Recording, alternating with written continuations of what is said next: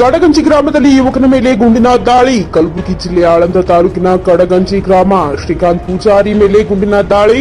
ಶ್ರೀಕಾಂತ್ನ ಎಡಗೈಗೆ ತಾಗಿದ ಒಂದು ಗುಂಡು. ಕಳೆದ ರಾತ್ರಿ ಕಡಗಂಜಿ ಗ್ರಾಮದ ಮನೆಯೊಂದರಲ್ಲಿ ಪಾರ್ಟಿ ಮಾಡುತ್ತಿರುವ ವೇಳೆ ಗುಂಡಿನ ದಾಳಿ.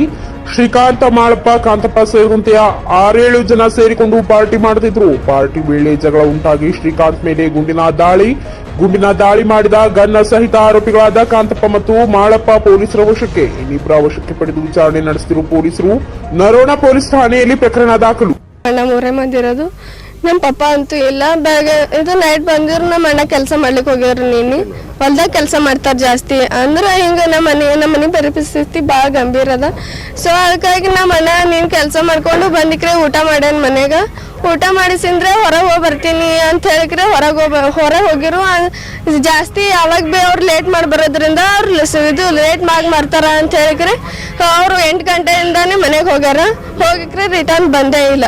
ಅವಾಗ ನಮ್ಗೆ ಇದು ಇರ್ಲಿ ಬಿಡು, ಇದು ಜಾಸ್ತಿ ಮನೆಗೆ ಮಲ್ಕೋತಾರ ಅವರು, ಅದಕ್ಕೆ ಅವ್ರು ಲೇಟ್ ಮಾಡಿ ಬರ್ತಾರ ಅಂತ ಹೇಳಿಕ್ರೆ ನಾವು ಹಂಗೆ ಕುಂತಿದ್ವಿ. ಆಮೇಲೆ ಇದು ಮಾರ್ನಿಂಗ್ ಫೋನ್ ಮಾಡಿಕ್ರೆ ಹಿಂಗ ಇದು ನಿಮ್ಮ ಮನೆ ಮೇಲೆ ಇದು ಆಗ್ಯದ, ಫೈರಿಂಗ್ ಆಗ್ಯದ, ಇವಾಗ ನಾವು ಹಾಸ್ಪಿಟಲ್ದಾಗಿದ್ದು ಅಂತ ಹೇಳಿಕ್ರೆ ಫೋನ್ ಹಚ್ಚಿದ್ರು. ನಮ್ಮ ಅಲ್ಲಿದವ್ರೆ ನಮ್ಮ ಅಣ್ಣನೇ ಆಗ್ಬೇಕು. ಅವ್ರು ಫೋನ್ ಹಚ್ಚಿದ್ರು.